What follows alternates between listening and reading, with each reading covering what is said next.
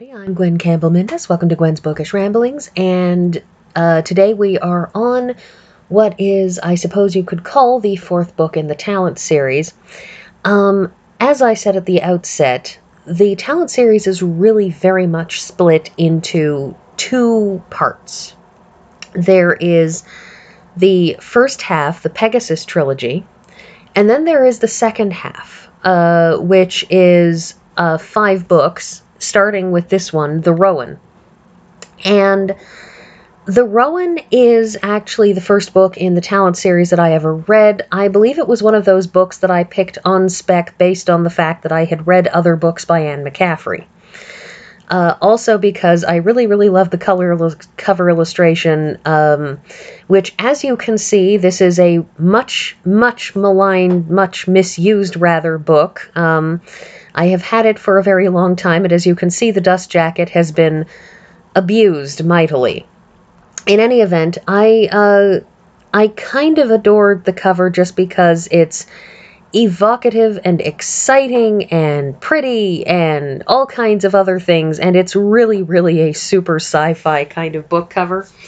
It's one of those jacket illustrations that you look at and you say, okay, I don't know how accurate this is going to be to whatever's going on in the actual book, but sure, let's go for broke on illustration. Among other things, interestingly enough, the Rowan here is depicted as actually being fairly dark-skinned, whereas she's described in this book as being, when she finally discovers what her birth name is, which I'll get back to that in a moment, she finally discovers her birth name is Angharad Gwyn, which is a very Welshy type name, English-ish. Well, no, not English. That's very much in the zone of Welsh, Scottish, Irish. Basically, the Welsh, the Scottish, the Irish, and indeed everybody on the British Isles generally are not known for being particularly dark-skinned as a people. So it's one of those interesting things that she's depicted here as dark-skinned, and it says in the book that, well, there's no way she could pull off having black hair, and I look at that and I say, somebody with skin that dark can absolutely pull off having black hair, because people with very dark skin have a tendency to have darker hair. It's, kind of a thing that happens a lot. Anyways, it's fine. There's nothing wrong with depicting the Rowan as somebody more minority-ish, except for the fact that she is very specifically described as not being a minority. But, whatever. Anyways, so this book, this picks up, like, a couple hundred years after the end of the Pegasus trilogy. Humans are now stretched out into the wider galaxy. They now have, settlements and places that they are living on out in various places in the wider galaxy, because the ability of talent to teleport ships to those places has meant that you don't have to worry about transit time, because you instantaneously disappear from Earth's orbit and reappear somewhere out near Altair or, the Deneb cluster or wherever you're going.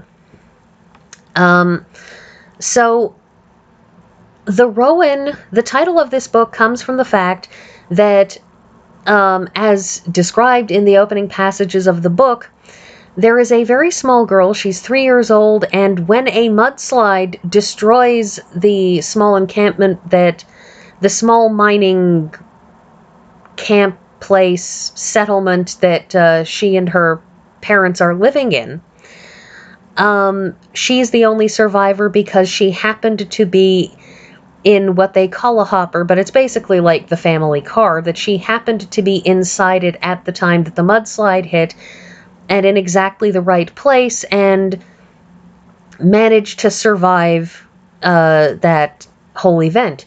The problem is, of course, that she gets bounced around and knocked around, and in all of the trauma, she blocks it out. She refuses to remember and cannot remember her name, can't remember, any of that stuff. And later, and when she finally personally meets up with this woman, Siglin, who is the Prime, that is the telepathic, telekinetic, who runs the Altair Tower, that she meets Siglin, and in that meeting, the Rowan is asked, "What is your name, child?" And her response is, "The Rowan. That's what everyone calls me. The Rowan child. My name is therefore the Rowan." And when Siglin insists, "Well, surely you must remember the name your parents gave you. I forgot it." And it's very, very definitive, and the fact of the matter is that throughout the rest of the series, even though she is only the focus in this book, she becomes more and more tertiary as the series goes on, because of course the next book, Damia, is about her younger daughter, Damia, and the book after that is called Damia's Children, which you will be shocked to learn is about Damia's children. The point is that she becomes more and more tertiary the further down the line we get in terms of how far away we are in the years from this series of adventures. Anyways, the Rowan is a very, very self-possessed, very, very mature child, and I think part of what goes on in a lot of Anne McCaffrey's books is that she has, I think, a bit of a personal fantasy about the kinds of progress people could have if they just let good science and good, practical educational theory and, having people who understand psychology and everything else. Anne McCaffrey has a positive obsession in a lot of her books with how much social advancement there could be if we let experts actually design curricula, if we let experts be the ones to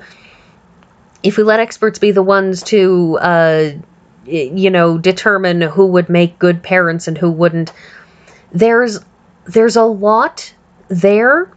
There's a lot in this book about carefully designed, education and how you deal with trauma, and having trauma experts help people with trauma to deal with their trauma. And near the end of the book, when the Rowan is pregnant with her first child, there's a lot of stuff in there about how parents wouldn't be prepared for the changes that children would bring to their life. But in this modern age, we have people who make sure everyone is prepared for this.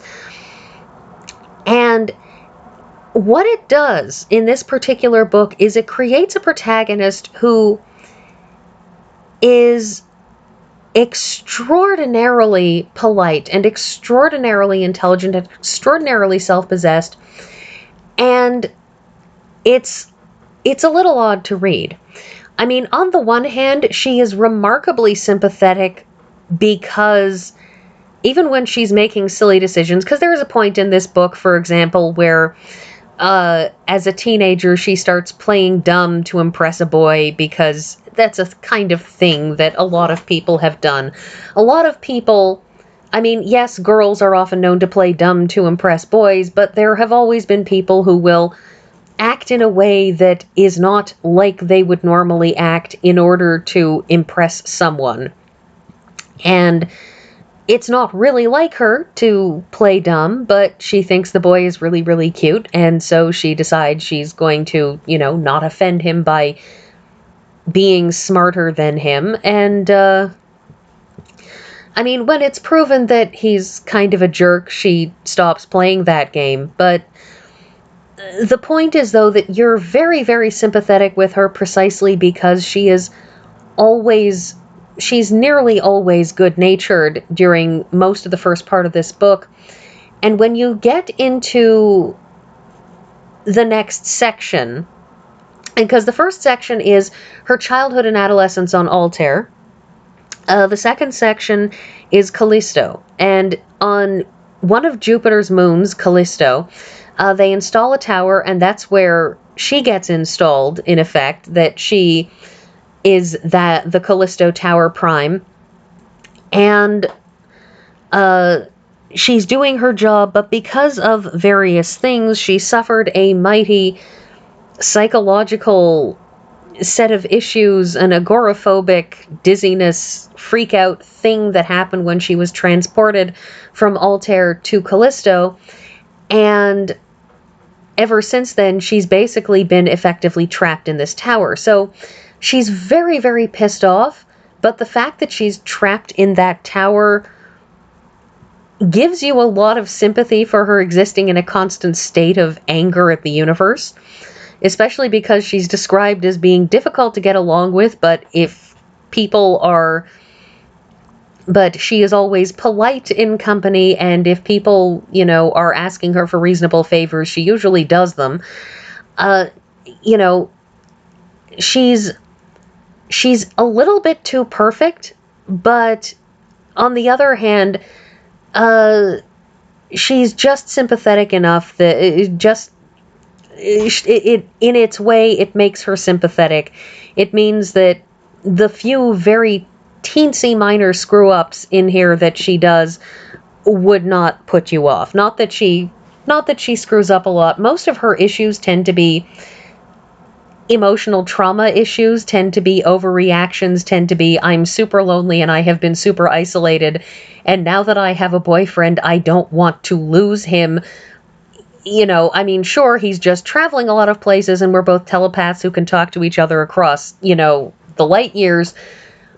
But nonetheless, I kind of don't want him to go because I have been super, super alone. That tends to be where her personality flaws lie. So it's an interesting book. It's a smallish book. I feel, even more now that I'm coming back to this after a certain amount of space between the first time I read the most recent time I had read this and this most recent time I have read it, it's a very small book, and I think it might have done well to have a little bit more expansion, because the jump between Altair and Callisto it's a little sharp. It's a little sudden. I think it's a little bit lacking in transition, and it might have been interesting to see that transition. But obviously this book was published in 1990, so it's something that wasn't gonna it's something that it was very unlikely to, get changed. Never mind the fact that Anne McCaffrey, of course, died a few years back now. But even so, anyways, so Anne McCaffrey, and I may have mentioned this before, I probably have.